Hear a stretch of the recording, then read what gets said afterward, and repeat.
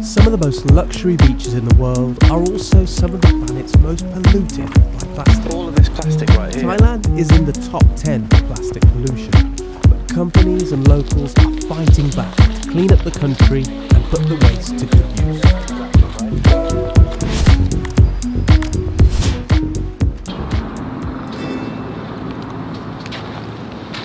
I'm in Pattaya, about 2 hours drive from Bangkok, with surfboard manufacturer Starboard, who are spending the morning cleaning up their local beach.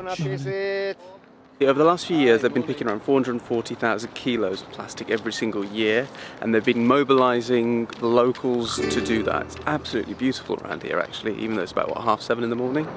We've come to a place about 15 minutes from the city. There's untouched beauty all around, and from afar, the beach is gorgeous. Everything you expect it to be. White sand, blue skies. But as I get closer... So come look at this, look at all the plastic that we've got here. I'll just flip you around. Fishing nets, ropes, tied up with bits of stick and bits of like this has probably come from like balloons and things like that. Look at all that.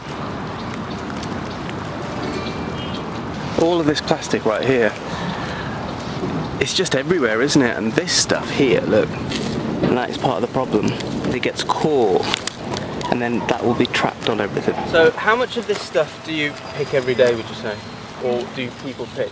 Yeah, it's a variety depending on how much we can actually locate on a specific day. So the best days we can call them the worst days, we get over 2,000 kilo. I'm really, I know it's really naive, but I'm just surprised at just how much there is. And like, this is a, quote, cleaner beach, but actually when you actually have a look around here, it's just so much plastic. I'm walking with Sven Rasmussen, the CEO of Starboard. He feels that his company is part of the problem. You know, in this business we make a lot of products that have this inside, BPS, polystyrene. We use plastics of all kind of types. So we thought, first of all, we should calculate our plastic footprint. So we did that, and then we started to realize that like 80% of our products actually are fossil fuel based. And then we saw all these products on the beach, you know, the stuff that is left over, and we thought, well, you know, maybe we can balance a little bit. We pollute. At the other hand, maybe we can also pick up a little bit about what happens on the coastlines. I like Sven, I won't lie. But the journalist in me wonders if this beach cleanup is a bit of a PR exercise for the company. You are a polluter as well. I mean, clearly you are trying to do good here.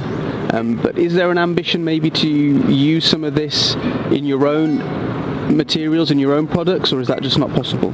Absolutely. So the first engagement actually was with fishing nets. So we ran together with DSM, a product in India, where we get a lot of fishing nets out of the ocean, and we use it for most of our injection molded parts. In fact, Starboard are taking it one step further than just trying to recycle the plastic they manufacture. They have now started to pay locals to pick up the plastic left by tourists as well. I think the locals just didn't want to pick up after the tourists, so we had to incentivize them. So here we came up with a pay per kilo. And then I feel that there is something more in it for them, not only a clean beach, but also that they can feed their families. How much have you paid over the years, would you say, to the locals to pick up plastic? Well, over the years, well, that would be maybe $250,000. I think it's really interesting how they're engaging locals here by giving them a financial incentive, paying them to do it, making them care about doing this by saying if you do it, you'll earn money. Because unfortunately we're at the stage right now where not enough people just care about saving the planet, they need to have something in it for them. Thailand is one of the most visited countries in the world. In 2019, 40 million people came to it for a bit of heaven, but many tourists left it looking like hell. I decided to help the team to find out exactly what ends up on these beaches. We find everything from straws, ropes, wrappers, and even sandals. And it's from all over the world. Most of them couldn't speak English, but I managed to grab a word with the team leader. The plastic offset program is except the team to collect the glass and aluminum can. But this one they can just easily sell to the local factory and get a small amount of the money, and then they can share for food, for drink. She says the money locals get per kilo for collecting the waste has helped many families through COVID when tourism was down. Thailand is a beautiful place, but there are signs of just how much plastic is all around. The beach cleanup happens across 5 sites at the moment, and it gets taken to a sorting office where it's then recycled. Okay, look at the team. Oh my god, full on. The sorting office is at the back of the Starboard HQ in Pattaya. It's full of collected plastic with people hand sorting all the rubbish into piles. It's quite staggering to see all this plastic in piles and piles everywhere. Clearly, picking little bits up every single day adds up. This is what we find on the beaches. It's like anything from the fishing nets to the bottles, to the bottle caps, straws, to the slippers and the ropes. These are really heavy ropes, so it's like all kind of stuff. And we find more and more of it. I asked the team leader what happens to the different piles of collected waste. We start to sort after we do the cleanup because we want to know the amount of the plastic which we can recycle and not recycle. This is all stuff they've collected from 3 sites, but there are plans to expand the team, collect the plastic from other sites and recycle more. So what happens here is all the plastic and pollution that is collected from the beach comes here and then is sorted. It's sorted, as you can see, into different categories, like water bottles, like bottle tops, like straws and sandals. And depending on what it is, it will go to somewhere else. For example, these sandals will be incinerated and then sent off, or even created into new products. These bottle tops will go to a certain place, so will the water bottles.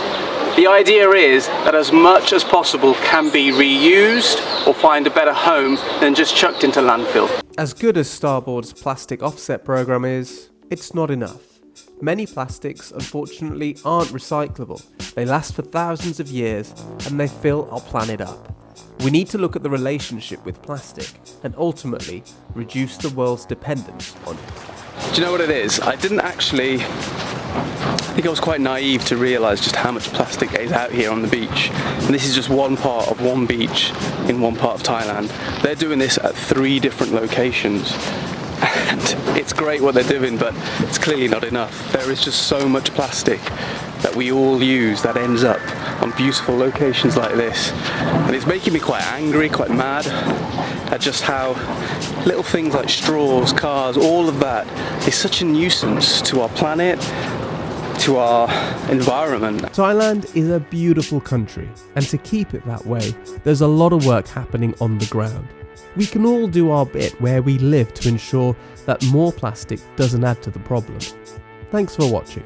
If you like this, check out more of my videos, like this, share it with your friends, and subscribe to the channel.